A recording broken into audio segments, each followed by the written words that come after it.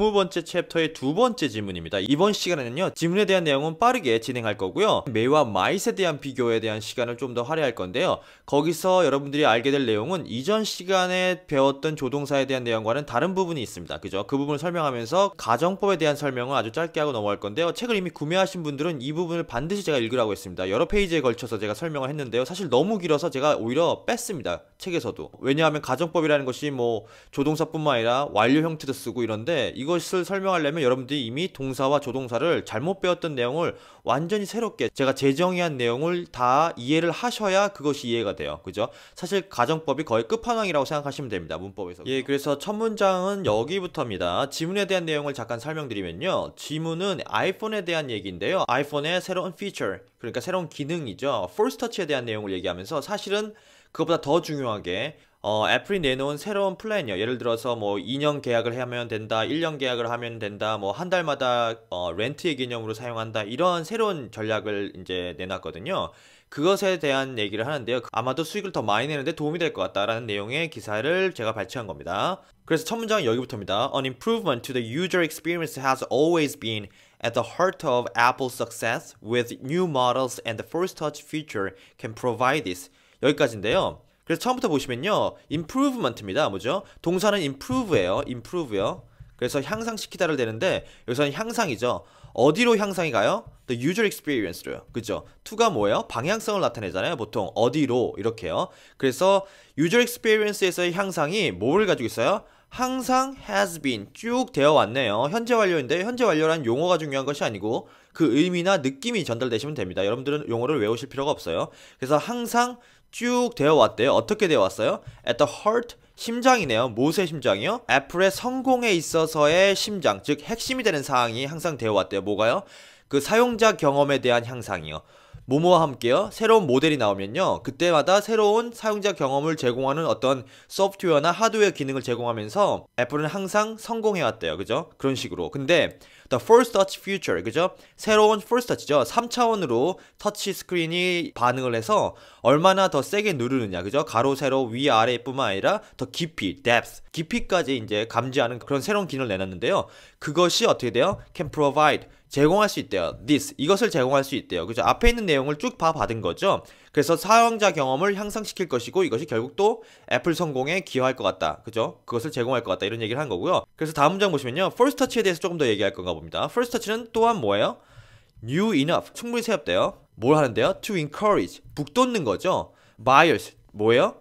소비자들이죠. 그래서 뭐 하는 사람이요? To replace, 뭐뭐 하도록 북돋는 거예요. 이 사람이 to replace 하도록 더 격려하는 겁니다. 그죠? 뭘 하라고요? Their existing phones를 replace 하라고요. 그죠? 그 replace 하는 대상이 뒤에 나오는 거잖아요. 그래서 현재 갖고 있는 전화를 새로운 아이폰으로 대체하라고 북돋는, 그죠?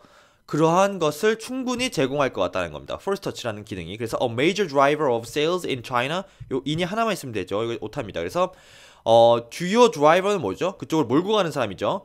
세일즈를 차이나에서 주로 몰고 가는 거죠. 그죠? 근데 그 차이나는 어떤 차이나예요? One of the Apple's key markets. 애플의 핵심적인 마켓이 되는 것 중에 하나인 국가가 차이나인 거죠. 거기서 핵심적으로 주요 드라이버가 되는 것이요.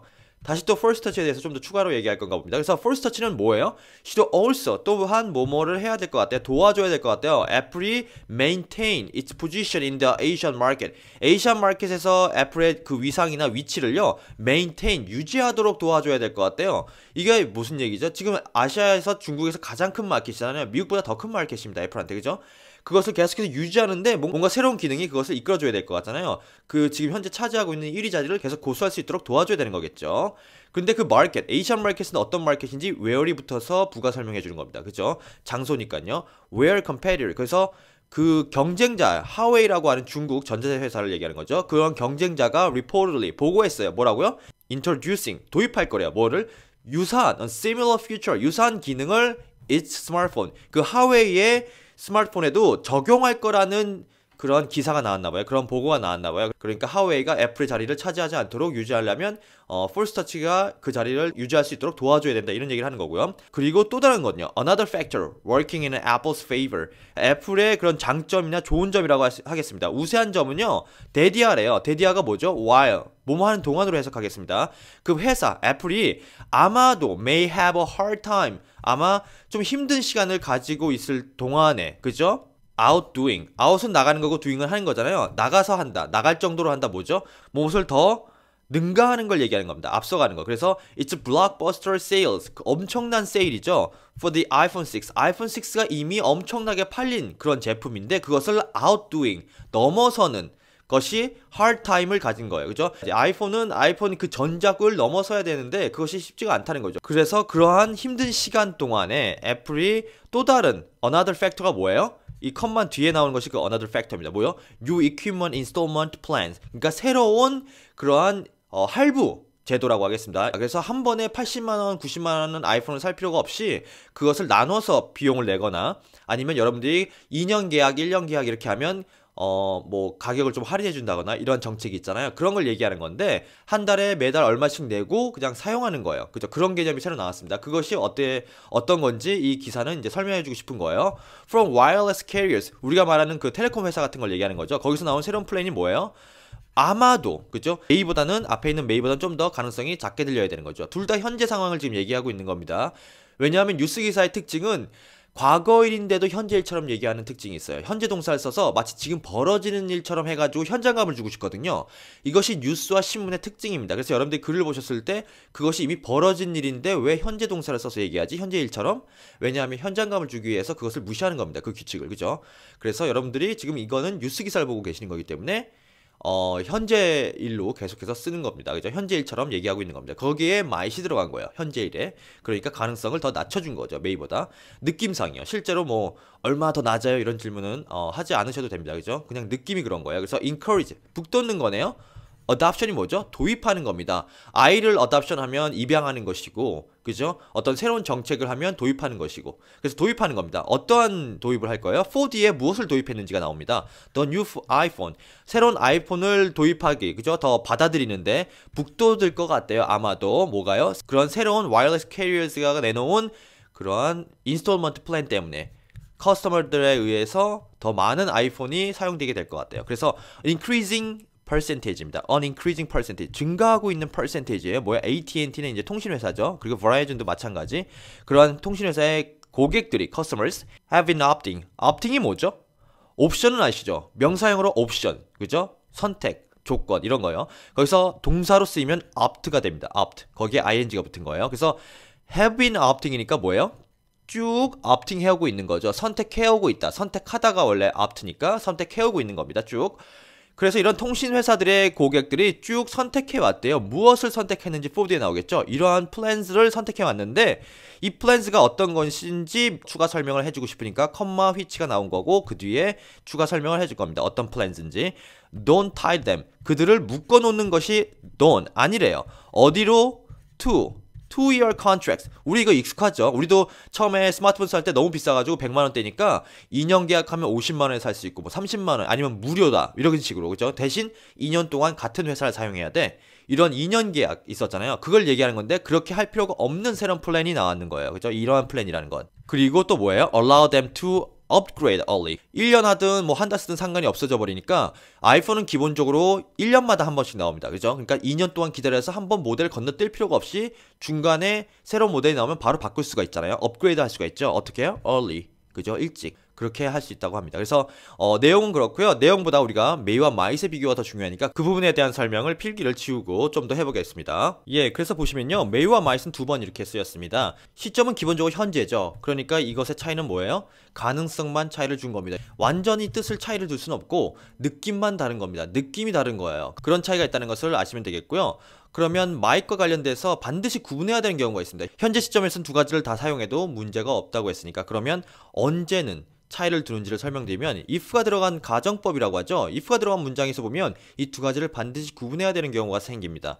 여러분들이 흔히 제가 책에서 일부 발췌한 부분을 같이 보면서 제가 설명을 드릴게요. 어려우니까 문장이 길어서 여러분들이 흔히 if가 들어간 가정법을 배울 때 두 가지가 있다는 걸 잘 모릅니다. 하나는 뭐예요? 가능성이 굉장히 낮지만 있는 것과 두 번째, 가능성이 전혀 없는 것을 구분하셔야 돼요. 가정법은 두 가지가 있습니다. 가능성이 굉장히 낮은데 어쨌든 있어요. 0.1%라도 가능성이 있습니다. 그것과 완전히 없는 거예요. 절대 그럴 일이 없는 것을 구분하셔야 됩니다. 한글로 예를 들면, 야, 너가 만약에 내 여자친구랑 내년에 사귀면 나 너 다시는 안 본다. 만약에 if가 들어가겠죠. 이 문장을 만든다면, 영작한다면 너가 내 여자친구랑 사귈 일이 굉장히 없죠. 그럴 일은 굉장히 낮습니다. 근데 어쨌든 발생하는 경우가 있긴 있죠. 그죠? 그럴 가능성이 있잖아요. 그런 경우에는 현재 형태를 써야 되죠. 가능성이 아주 낮지만 있는 가정법의 경우. 그럼 가능성이 전혀 없는 경우를 얘기해 볼게요. 너가 만약에 새라면, 내가 만약에 너라면 나는 오늘 학교 안 갈 거야. 내가 너일 가능성, 당신이 새가 될 가능성이 있습니까? 없습니까? 이건 절대 없는 겁니다. 가능성이. 이것은 문장의 느낌이 완전 달라져야 돼요. 절대 가능성이 없는 거야 라고 문장의 느낌이 스며들어 있어야 됩니다. 그럴 땐 어떻게 하겠습니까? 여러분들은 may를 쓰겠습니까? might을 쓰겠습니까? might을 쓰죠. 왜죠? 제가 지금 앞에서 쭉 설명했듯이 조동사에선 may보다는 might이, can보다는 could가, will보다는 would가 훨씬 더 가능성이 낮게 들립니다. 그러니까 그 느낌을 더 주고 싶을 때는 이미 조동사만 넣어도 동사 자체의 느낌이 좀 낮아지지만 더 낮게 해야 되잖아요. 왜요? 절대 가능성이 없게 들려야 되니까 최대한 내려보는 겁니다. 그 말 속에서. 가정법에 근데 제가 항상 궁금했던 건 뭐였어요? 왜 현재인데 과거를 쓰지? 여러분도 아마 그런 경험을 있을 겁니다. 그죠? 저랑 같은 세대인 분들은. 가정법 배울 때 뭐라고 했습니까? 가정법은 현재인데 과거를 쓴대요. 정확히 얘기하면 틀린 말입니다. 시간이랑 전혀 상관이 없어요. 가정법 현재 쓸 때는 현재인데 과거를 쓰는 게 아니고 현재 시점 맞아요. 근데 가능성을 낮추기 위해서 과거 형태를 빌려온 겁니다. 형태만 빌려온 거예요. 왜요? 그렇게 얘기하면 더 가능성이 낮게 들리니까. 그죠? 그러니까 시점이랑 전혀 상관이 없고 그냥 과거 형태를 늘려서 가능성을 내려준 거예요. 그래서 가정법을 할 땐 현재 시점이지만 과거 형태만 빌려와서 쓰는 겁니다. 조동사도 그다음 주절의 원래 동사도. 그래서 여기 보시면 가능성이 전혀 없는 경우를 얘기하고 있습니다. 그가 만약에 일찍 왔더라면 우리는 그 일을 지금 끝냈을 것이다. 끝낼 수 있었을 거다. 이렇게 얘기하고 있습니다. 그 사람이 더 일찍 올 가능성이 있습니까? 없습니까? 이 사람이 이미 늦은 거예요. 누군가 늦게 와서 우리가 그 일을 지금 못 끝낸 겁니다. 그죠? 시간을 돌려서 다시 이 사람이 10분 일찍 오게 해가지고 이 일을 끝낼 수 있습니까? 없죠. 발생 가능성이 전혀 없습니다. 어떻게 쓰고 있습니까? 지금 동사를. 과거 형태를 빌려왔죠. 현재 얘기예요. 현재 지금 내가 이 일을 못 끝냈다는 얘기를 하고 있는데 형태만 과거 형태를 빌려왔어. 왜요? 발생 가능성이 절대 없으니까 주절의 동사도 came으로 썼고 종속절의 조동사도 might을 썼죠. may 대신.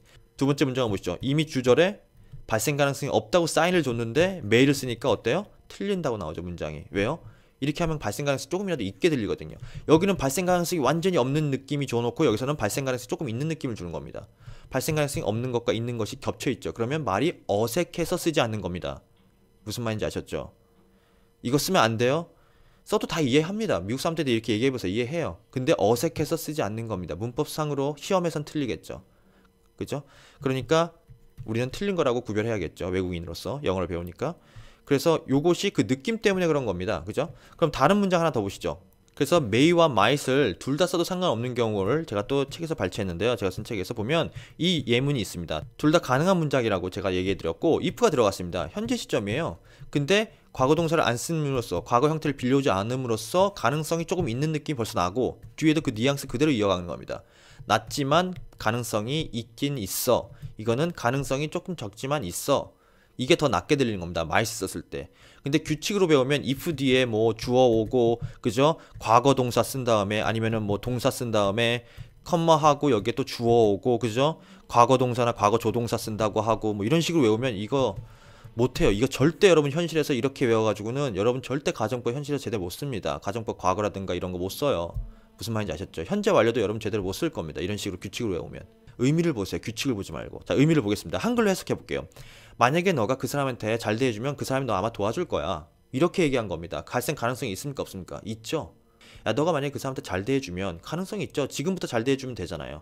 그 사람은 아마 너 도와줄 거야. 가능성이 좀 낮지만 있습니다. 분명히. 그래서 두 번째 문장은 야, 너가 그 사람한테 정말 잘해주잖아? 그럼 그 사람이 뭐 남 도와주고 이런 사람은 아닐지 모르겠는데 아마 그 사람이 너 아마 도와줄 거야. 이렇게 얘기하는 겁니다. 가능성이 더 낮게 들리지. 첫 번째 may보다. 근데 어쨌든 가능성이 더 낮지만 어쨌든 있는 거예요. 그러니까 앞에 보신 이 문장에서 might만 되는 것은 바로 이것이 앞에 주어, 주어가 이끄는 문장을 주절이라고 하잖아요. 이끄는 문장이 이미 발생 가능성이 없는 얘기를 하고 있으니까 뒤에 따라온 애도 더 발생 가능성이 없는 것에 맞춰서 문장 느낌이 와줘야 되기 때문에 이렇게 쓴다는 것을 여러분들께 꼭 설명드리고 싶었습니다.